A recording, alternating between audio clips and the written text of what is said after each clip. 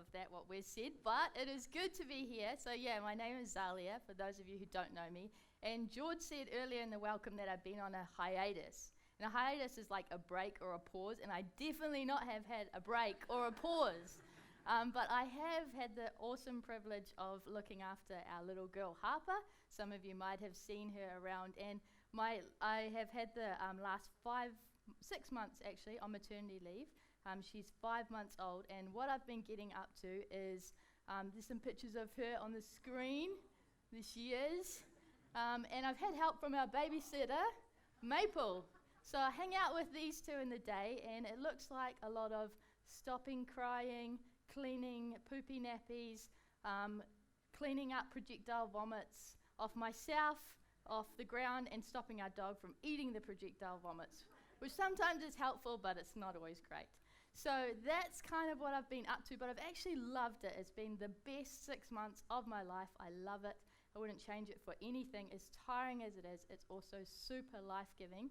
And so that's where I've been. I haven't been up on stage here at Gracegate for 7 months, which is a very long time for me, because I have been part of the Gracegate family for 13 years now. So that was the longest time I've not been on stage. So I'm excited to be here with you today, especially to share this topic that we're going to be talking about today. So let's get into it. Are you ready? Yes? Awesome. Okay, so for those of you who were here last week, we spoke about the low of loneliness, right? And we spoke about these key relationships, these friendships that are so valuable to our life. And today we're going to pick up from there.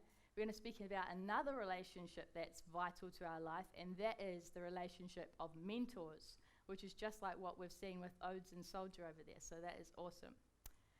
So these words, soccer, music, foosball, pizza, these are all words that described my Saturday afternoons as a teenager.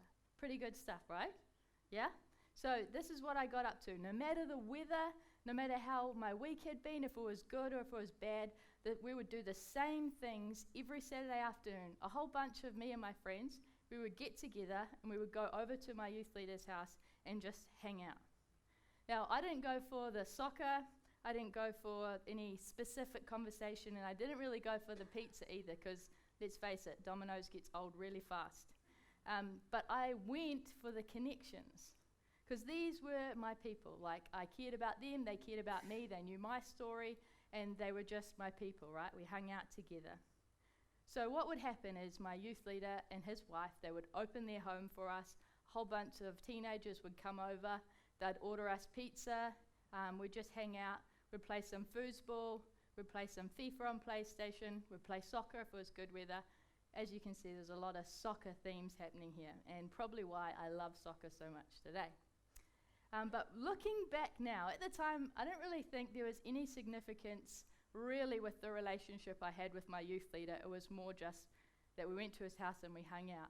But now that I think about it, looking back, every time we were playing a game of foosball or some FIFA on PlayStation, he was always having conversations with us, and he would just have a chat, and we would speak about the small things in life and the big things in life. And eventually, over time, he kind of became this person that I'd ask advice from, or I'd give a text to and say, hey, this happened, what do you think I should do? And he sort of became that person in my life. Can you think of someone who is like that for you?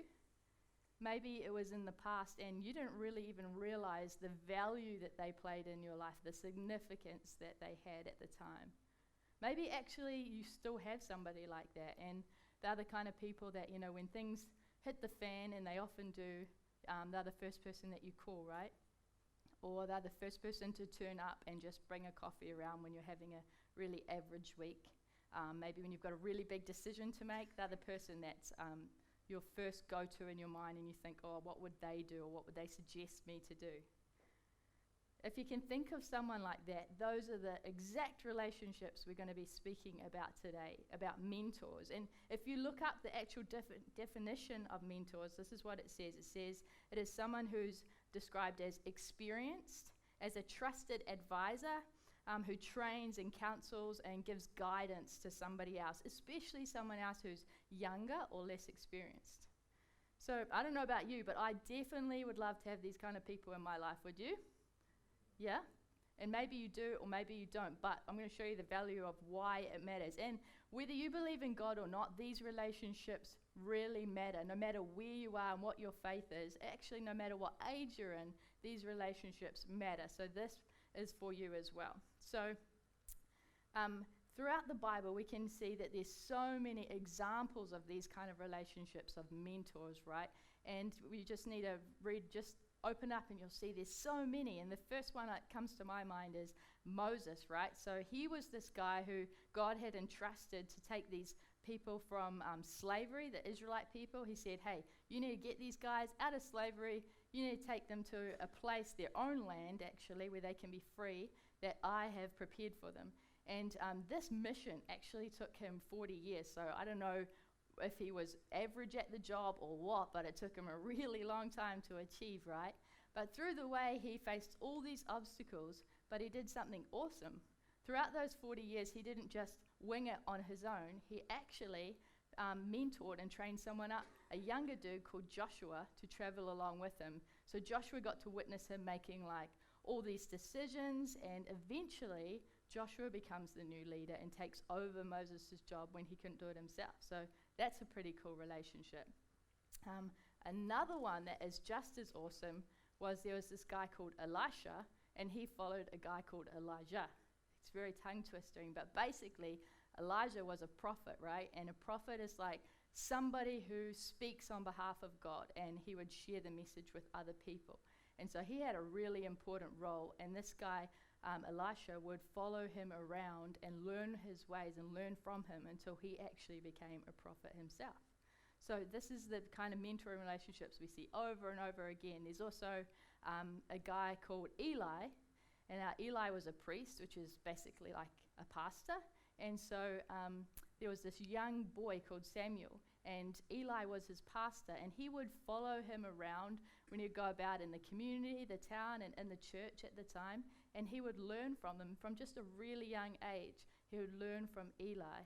And Eli taught him that even as a small boy, you can hear God's voice. So he was a huge influence in his life.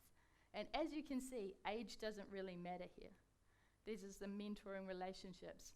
And one mentoring relationship you may have heard of was actually between Jesus himself and his 12 disciples.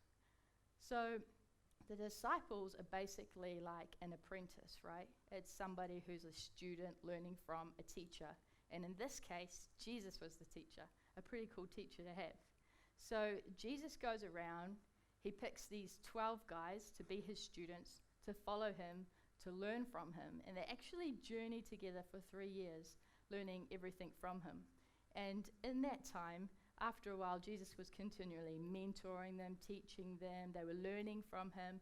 Eventually, Jesus thinks, okay, I've mentored these guys enough, and he entrusts them with this huge, big challenge and mission, which we're going to speak about a little bit later on. So as you can see, the Bible is jam-packed of these kind of mentoring relationships that we can actually learn from. But today, I want us to speak about 2 specific mentoring relationships. And these relationships really just showcase the value of mentoring. So the first one, we can find this first relationship in the book of Acts, right? And we're introduced to a man named Barnabas. So Barnabas, it's a pretty random name, but it actually means son of encouragement. So that's a pretty cool name to be named after. He was the kind of person that you and I would love to be friends with. Basically, he's the kind of guy that whenever anybody was with him, they'd have such a good time, and when they'd leave his presence, they'd feel so motivated and inspired. Do any of you guys have a friend like that? Yeah? That when you just hang out with, you just love it, and you leave and you're like, man, I feel good about life. I'm uplifted, I'm amped again, I'm excited again, right? So that was Barnabas. Barnabas' main mission in life was actually to encourage people in their faith, and especially new Christians. So his mission was to go around and help people not to give up on God and continue trusting in him even when things were not going so well. There's this one time in particular that we can read about in Acts 11:23, and what's happened here, it says, when he arrived, and he meaning Barnabas, he saw that the grace of God, what the grace of God had done. he was glad and encouraged them all to remain true to the Lord with all their hearts. He was a good man, full of the Holy Spirit and faith, and a great number of people were brought to the Lord. So basically what's happening here is Barnabas comes along to this town where there's a bunch of new believers, and he sees what God has been doing there, and he sees that they've been faithful, and he's so overjoyed by this that he just comes along to visit, just to encourage, just to motivate them and cheer them on for what they've been doing. And while he's with them in this town, they recognize that he's a great man of faith, and they actually start to learn a lot from him, especially his positivity and the way he does things and the way he just lives out his faith, that so many people were inspired by it, and they also wanted to know this God that he knew.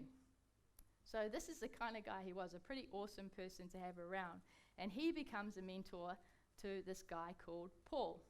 So if you've been at Gracegate for a little while, you might have heard us mention the name Paul before. And the reason is because Paul actually wrote 13 books in the Bible. So his name often comes up a lot because there's a lot we can learn from him. But this guy Paul, he had been influenced by Barnabas, and we don't always know that. We just see the end result, right? But there was someone who was journeying along with him, encouraging him the whole way. You see, what's so random here is that Paul is the kind of guy who you would not think would hang out with such an awesome man like Barnabas, okay? Especially the old Paul. And the old Paul was actually called Saul. Kind of confusing, but he was Saul. Then he had a complete 180 in his life, and he got this new name, Paul.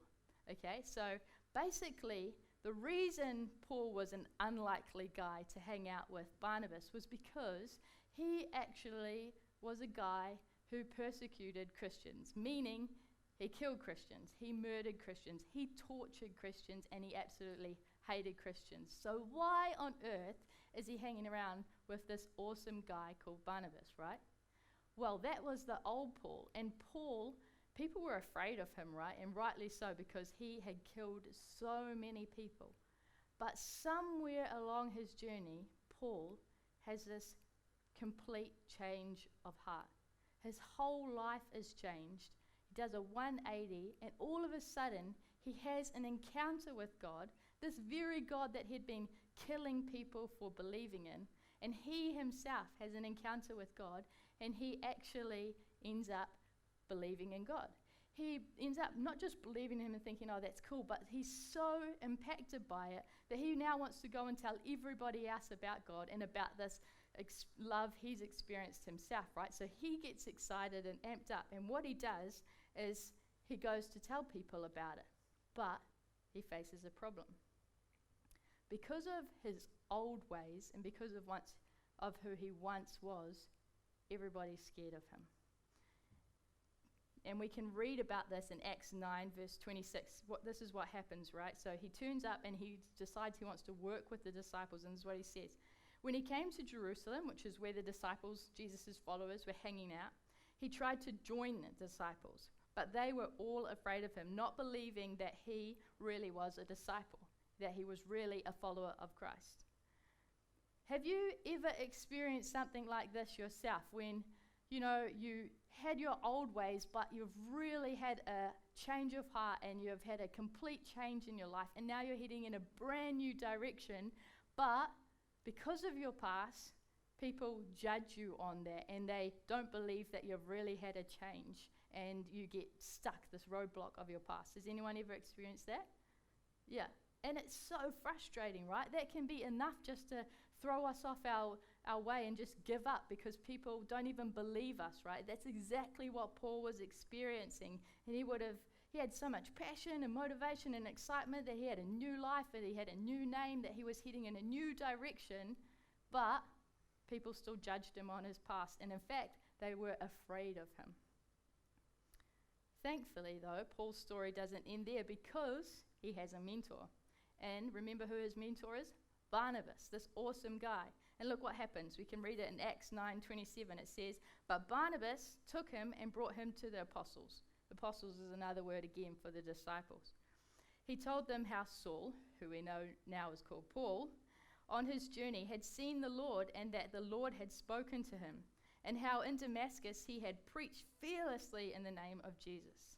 So basically what's happening here is Barnabas, this well-known, influential, respected guy, this man of faith, vouched for Paul. It was only then that this group of Jesus followers actually believed that he had changed, and they let him in and they let him come and share the gospel with them. In fact, he didn't just start journeying along beside them and just sitting in the back row. He went ahead full steam, and he actually started many of the first churches that we had. So Barnabas stands in the gap for him. He doesn't define Paul on his past, but instead he cheers him on. What he does is he actually identifies the change God had made in Paul's life, and he calls it out in front of everyone, and he's like, hey, don't judge him on his past. He's had a huge change of heart, and this man is heading in a new direction, and he knows God. Barnabas even went a step further, and he didn't just say that and then leave. He said that, and then he journeyed along with him. He actually went on some of his missionary journeys, and he stayed continually encouraging Paul to stay true to the person that he had now become, and to grow in his faith, to grow in his leadership. And we know a lot about Paul, but we don't actually always know the whole change he had had in his life, and we don't always know who was there in the background cheering him on, standing in the gap and vouching for him. And that's what a mentor is. I think we all need a Barnabas in our lives, right? That would be pretty awesome to have. There's a time in my life when I had a Barnabas, and I can think of this story so clearly, and it's when I was 18 years old. So I'd finished high school, and I remember standing in the kitchen of a lady from, someone from Gracegate. I was standing in her kitchen with a whole bunch of people, and she said to me, hey, what's your dream job? And I was like, this kind of random question to ask, because to me it was obvious. I was studying outdoor rec and sport at the time. I actually was working in that field, so I thought it's a pretty obvious answer. But when I actually thought about it, that wasn't my dream job. That was just a job I was doing. And I answered and said, hey, well, actually, my dream job is to be a youth pastor. But I don't really think it's possible, so I'm doing the very next best thing. But she said to me, hey, you'd be great at that. And she didn't just leave it there. A few weeks later, she then gave me a whole lot of brochures about universities I could study to go and be a youth pastor. And then she took it a step further, and she herself drove me to the university to have an interview, to sign up and start studying to be a youth pastor. Isn't that awesome? Yeah. That person was a Barnabas in my life. They saw the potential of what I could be and the direction I could head in, and they didn't just sit back. They actually were a Barnabas. They vouched for me, and to the point that I was like, man, I want to be like that for someone else, right? Wouldn't you want to as well? That's pretty cool. And Paul had the same desire. He had somebody be that for him, and he's like, man, I want to be like this to somebody else. And so he did. He became a mentor then to a guy called Timothy. And Timothy, side note, is actually my favorite character in the whole Bible, because he's this young dude who just started off young, and he was a trailblazer for God, right? We can read about it in Acts 16, the first time that Paul, who's now this well-known speaker going around sharing God's love, starting churches, he meets this guy called Timothy, and he sees that Timothy has potential. Timothy's just this young dude, and he's kind of in his hometown, he's well known, but that's about it, right? And he has faith, and he speaks, and he's becoming a great communicator for God, but that's just in his own little bubble. And Paul meets him, and he thinks, man, this guy is going places.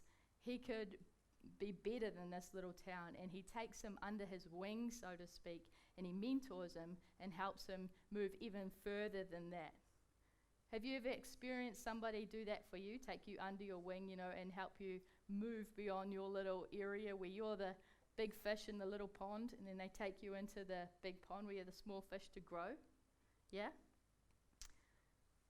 Paul mentors Timothy in a number of ways, and as you read their relationship, you see he, first of all, he helped him become a better communicator so that he could speak to more people and have a bigger impact.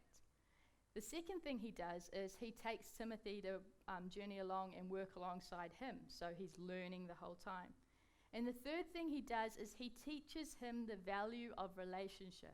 Not just the value of relationship between the two of them mentoring, but the value of relationship that Timothy could have with the people he was connecting with the community he was speaking to, with his own family. Time and time again, you can read their story and you see what was happening was Paul was investing in Timothy. He was equipping him for life. He was equipping him not just for an ordinary life, but the life that God had created him for. And he did this by leading by example. He didn't always say the right things, but he just lived his life in such a way that Timothy learnt from him and became a better person because of it. Their relationships actually referred to later on in a book called Philippians as like a father-son relationship. That's how well they got along, that it became like this kind of relationship that they could learn from each other, that they became family, which is pretty awesome. So if you think about your life now, has somebody older invested in you? And the cool thing is, Paul didn't have to invest in Timothy. It wasn't his son. It wasn't his responsibility. They didn't even live in the same town. But he chose to because someone had done that for him. He knew the difference it had made in his life, and he didn't want to just hold on to that. He wanted to pass that on, which I think is pretty cool. And wouldn't you love to do the same thing? The cool thing is, this is actually exactly what Jesus wants us to do. And when I spoke about earlier how Jesus mentored the disciples and then he gave them a huge challenge or mission, this is the huge challenge or mission. He wants us to go and do the same thing. We can actually read about it in Matthew 28:19. It says, "Therefore go and make disciples of all nations." So basically, this is one of the last messages Jesus gave his disciples, right? He was with his whole bunch of people, his followers, and he says to them, guys, the way that I have mentored you, the way that you have learned from me over these past few years, I now want you to go and do that for someone else. In other words, don't just hold on to what I've learnt you, but go and do as I did, right? This instruction that he gave those disciples that we read about in Matthew 28 isn't actually just something for them way back there. It's actually the same challenge and mission God gives us today, right now in 2021. It's our responsibility to share what we've been given with other people. I like to think of it this way, like a watering can, right? So basically, I'm a watering can, and I've had people fill into my life. God's filled me up, filled into my life. He's forgiven me. He's seen potential in me. He's blessed me with things, and now I have a decision to make. I can just hang on to my watering can and think, woo, look at me, this is good, I'm full. Or I could just leave it there and the water will become stagnant. I'll become kind of stinky, and that was me. Woo. Or the other choice is I could pour that out to other people, right? And then it could benefit them and help them grow. That's exactly what Jesus was asking us to do in that mission. He's like, just as I've mentored you, I want you to go and do that for someone else. So how do we do this? It's all very cool to say that, but how do we do this? Well, culture says that value is found in what we have, right? Like what we accumulate, what we collect, the things we possess along the way.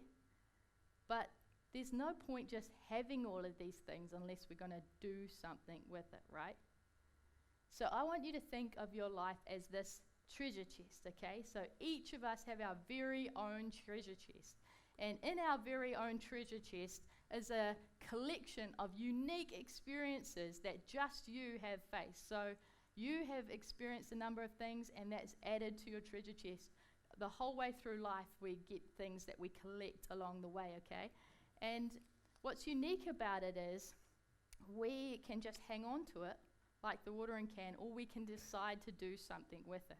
So if we open our treasure chest in each of our lives, some things will be common to all of us, okay? So maybe for you, it is marriage. So in your treasure chest, you have experienced marriage, and you've been married for a few years, and you've learnt a lot along the way. So that's something, an experience that you have in your treasure chest, right? Another thing could be, maybe for you, it's leadership.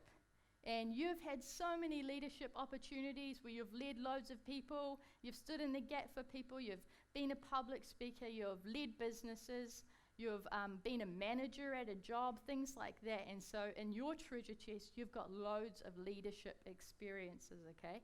That could be you. Another thing you might have is finances, and you could just be wealthy. You could have so much money and you've done well, you've budgeted, you've worked hard your whole life, and so you have money to be able to give away, right? That's something that's in your treasure chest that you've experienced. You have this kind of wealth. Another thing could be parenting, okay? So parenting could look to you like, hey, you've had a few kids, they've even left home, but you've been successful at it, and it's something that you've learned from along the way, and it's something that you have experienced, and it's in your treasure chest. Maybe for you, it's your faith.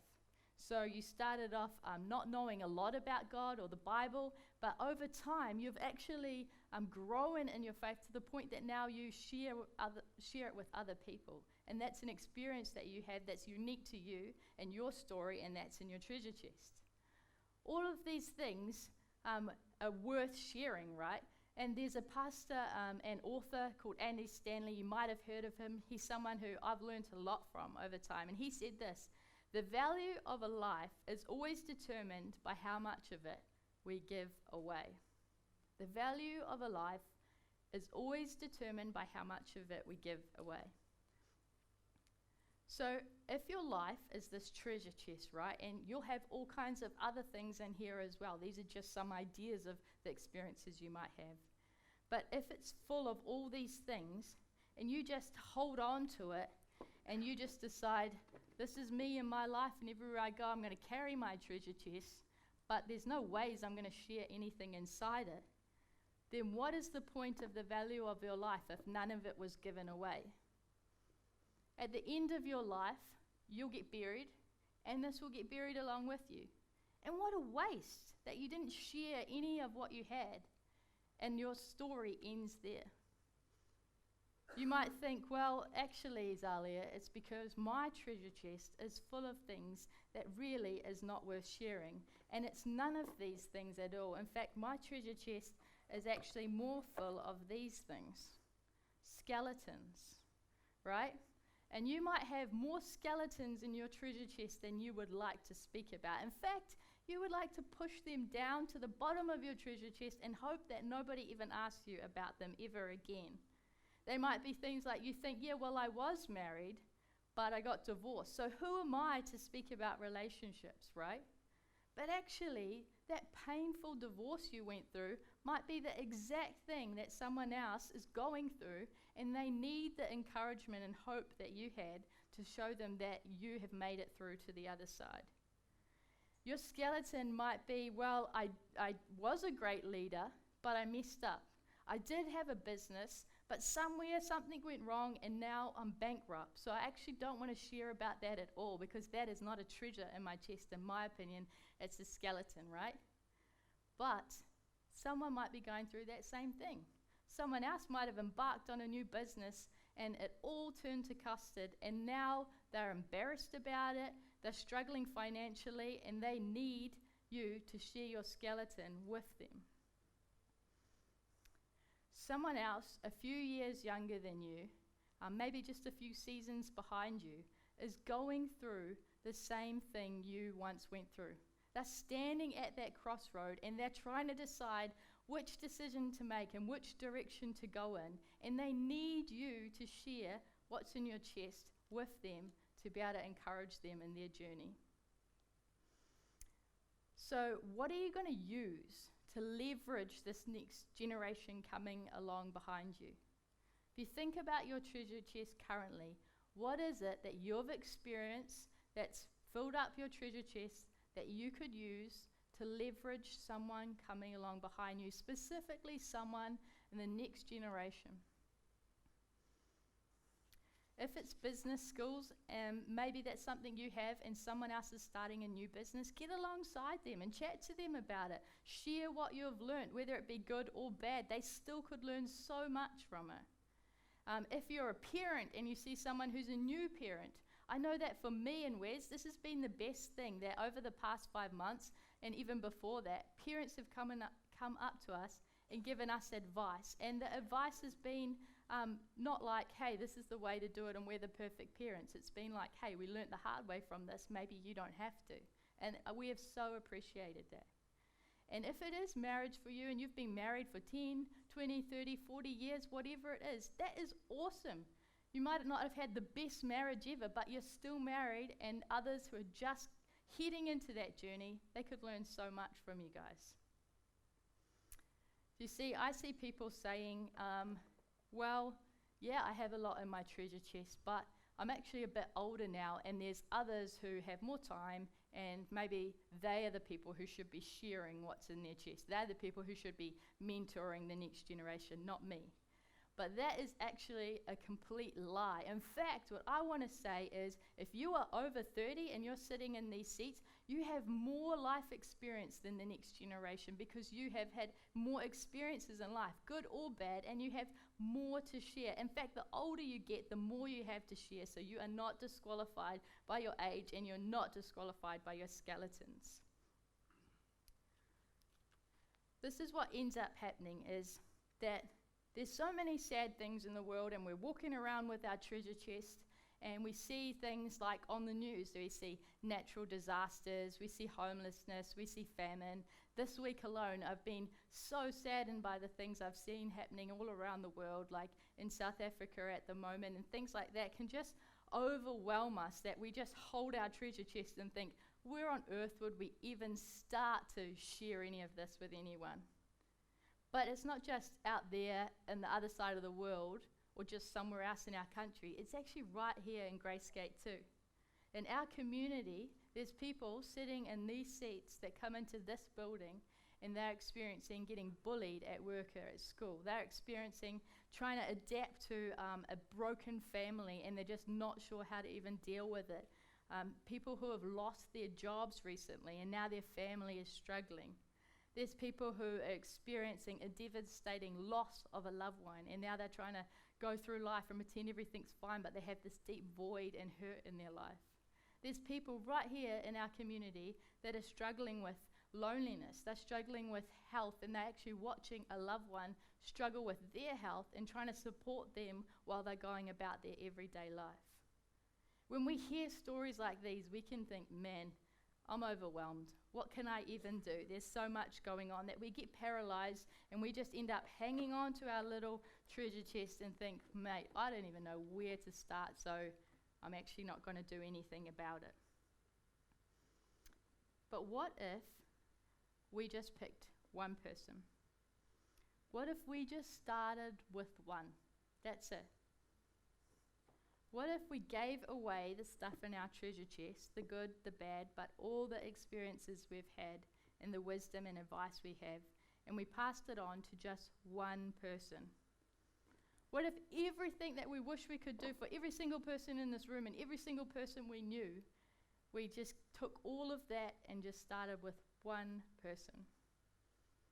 If we decided to be a Paul to somebody else, a few seasons younger than us in life, like Timothy, you'd make a huge difference. You see, I'm so passionate about mentoring because I know personally for myself, time and time again, somebody has vouched for me, stood in the gap, given me the advice to shape me into the person that I am today. As I look back over my life, I see, I went through, as a teenager, my parents getting a divorce, and that was so hard for me, and I had so many questions and so much anger and frustrations, but I had someone stand in the gap for me and vouch for me and encourage me. And I lost a number of loved ones in my family, my best friend as well, when I was just young, and someone was there beside me, journeying with me. I had questions of, hey, what job should I take? What should I study? Which relationships should I continue? Which relationships should I put it into? And there was people time and time again who picked up the other end of the phone, who gave me direction, who gave me advice, who spoke godly wisdom into my life. These mentors in my life were so valuable that my dream and my wish is that every single person sitting here today had these same kind of relationships in their lives. So if you look at your life now, currently, you look at the treasure chest that you're holding, Who are you giving the stuff away to currently? Or who are you raising up? Not only who are you raising up, but who's filling up your watering can so that you can continually pour out, that you can continually give away. A better question I want us all to think about is this. Who are your people? Who are your people? Not how many friends do you have, how many followers do you have on Instagram or Facebook, but who are the people that you're looking up to, that you're learning from, and who are the people that you're mentoring and pouring into? Who's your Barnabas and who's your Timothy? Don't waste what you've got and don't just let it get buried with you. Leverage it for others, for the next generation, and give it away. We get stuck in this culture at the moment where it's like, what can we get out of it? What can we get from being at that place? What can we get from that relationship? What can we get from that job? But I want us to change our perspective and instead ask, what can we give? What can we give away? At the beginning, I said mentoring to me was soccer, foosball, pizza, those things. But now mentoring to me looks like this: ice creams, coffee, walks on the beach, FaceTime chats, and after-school pickups. There's still a lot of food involved, but that's awesome. But it can be that simple, right? My youth leader was like that to me. It's someone showing up consistently, someone encouraging me and sharing what they have in their treasure chest, good or bad, skeletons and all. Imagine the ripple effects that this community could have if each one of us decided just to pick one person to invest in and one person to learn from, one up and one down. These kind of relationships could change our church. It all starts with us just picking one person. It starts with us not letting all the sad things in life overwhelm us to the point that we're paralyzed and do nothing, or that we get buried holding our treasure chest and wasting it. Remember, the value of a life is determined by how much of it was given away. You'll come to the end of your life with your treasure chest, and you'll be glad you gave it away, and others will be glad you did as well. So I want us to actually get started practically. I want you to get out your phone right now, if you have your phone with you, or get out a pen and a paper. And I want you to take a photo or write down the number that's on the screen. And I want our church to be the kind of church that people know that raised up great leaders because someone had done that for their life, they did it for someone else, and the ripple effect went on and on and on. And it starts right now by us taking a photo of this, writing down the number, and then I want you to send a text message and either write your name and then either write mentee or mentor or both. And think about your current situation in your life right now. Could you benefit the most from having Barnabas, someone that gives you advice and wisdom? Or could you benefit the most from having a Timothy, someone else who can learn from you, your life lessons, your skeletons, all the stuff that's crammed in your treasure chest? Maybe it's both. But if you send us a message, take a photo, send a text, think about it, pray about it if you're unsure, and we will tee you up with somebody else. And I think the ripple effect is going to start in this church today. The last thing, finally, I want you to do is think about just these two questions, okay? Write them down if you want. It says, number one, what is in your treasure chest that you can give away? What is in your treasure chest that you can give away? And the second thing I want you to do is, who are your people? Who are your people? Your Timothys, your Barnabas. Let's pray. God, we're so grateful that you have been an influencer and somebody who's poured into our lives in such a way that you've filled up our tank even when we don't deserve it. You've filled up our watering can that we can just pour it out to others. That you've given us so many experiences in life that's filled up our treasure chest. And God, we just pray that you help us to be a whole church, a community that doesn't hang on to this treasure chest and just waste it and be buried with it, God, but that we be a church that is known for investing in the next generation, for investing in someone a season behind us, and by sharing your love along the way. So God, we pray that as we make this decision to stand in the gap for someone else, to vouch for someone else, that you would continually do the same for us, that we can help others see your love and your grace. In Jesus' name, amen.